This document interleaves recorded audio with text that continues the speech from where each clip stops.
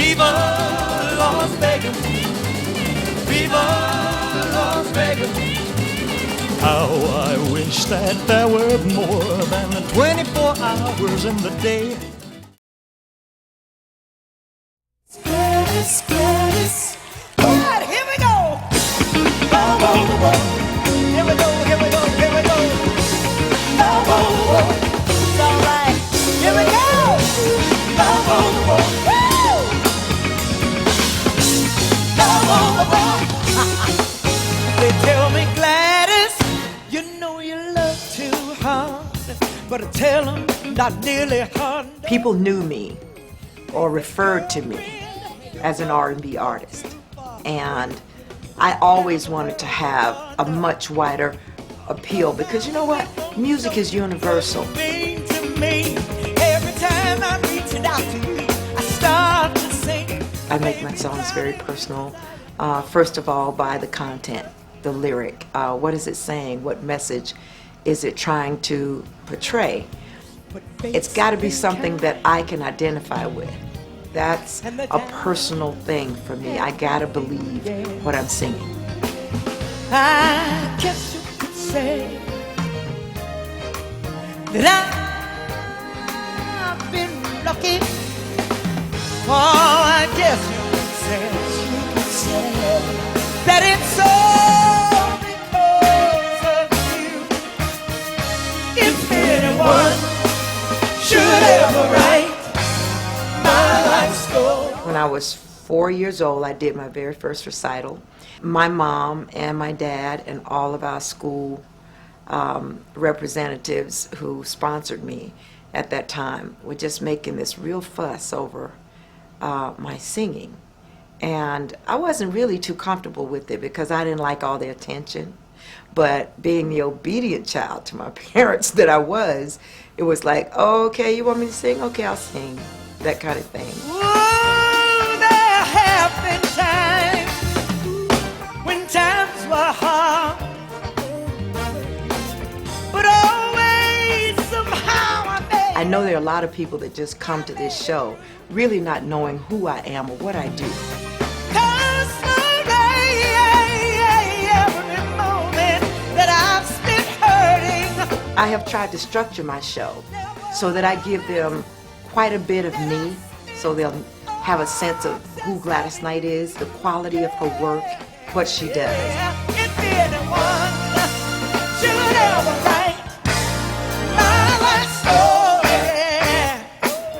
I had a wonderful childhood. You know, the greatest thing about it was the family and the love, and the other thing was that we didn't know we were poor.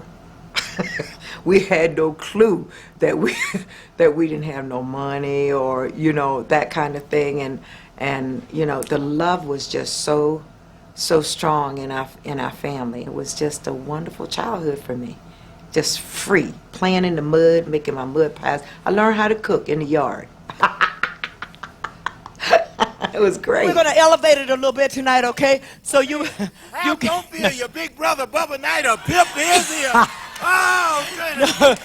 My brother is nuts, and he's Bubba, and he's still hanging out with me after all these years. But glad. The question in my mind is, how can you take a Motown trip and leave out Gladys Knight and the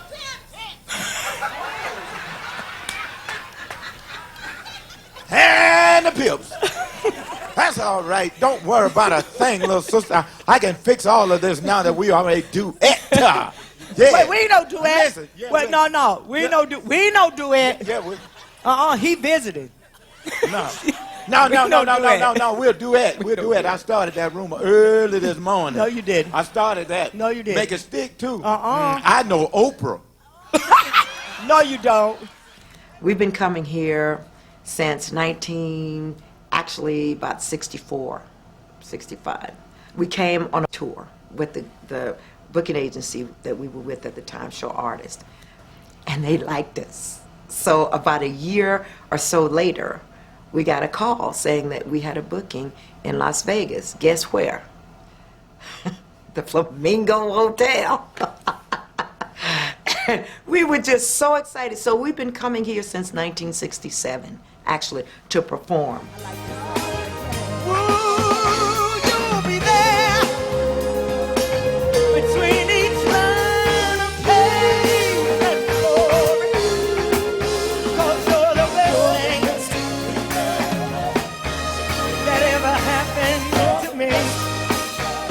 Being inducted into the Rock and Roll Hall of Fame. Do you know how magical that is? I mean, we don't do what we do for the awards.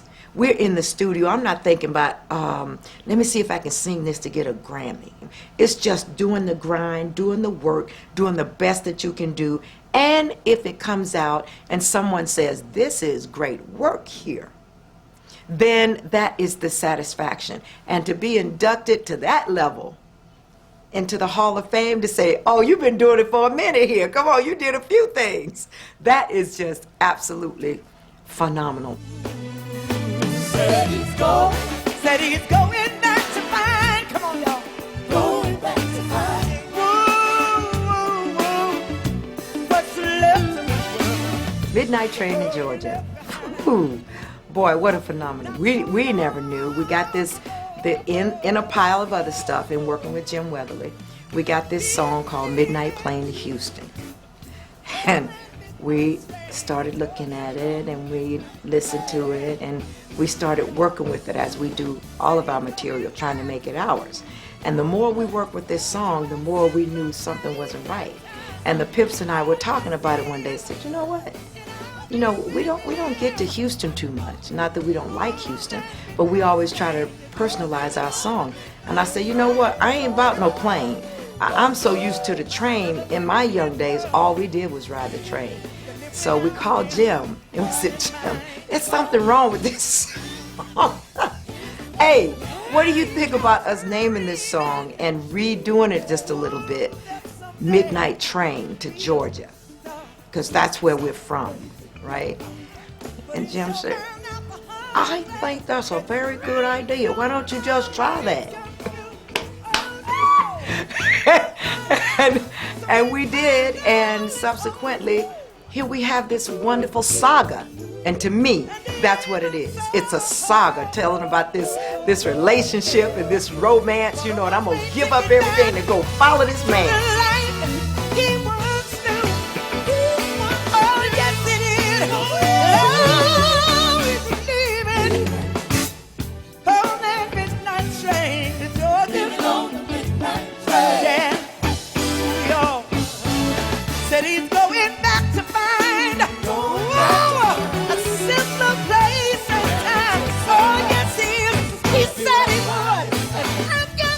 When people leave my show, I would like for them to take with them a spirit of light, feeling uplifted, a little bit surprised because they didn't know what to expect. The warm fuzzies is what we'd like for you to have when you walk out the door at the Flamingo showroom, where you come to see Gladys Knight perform.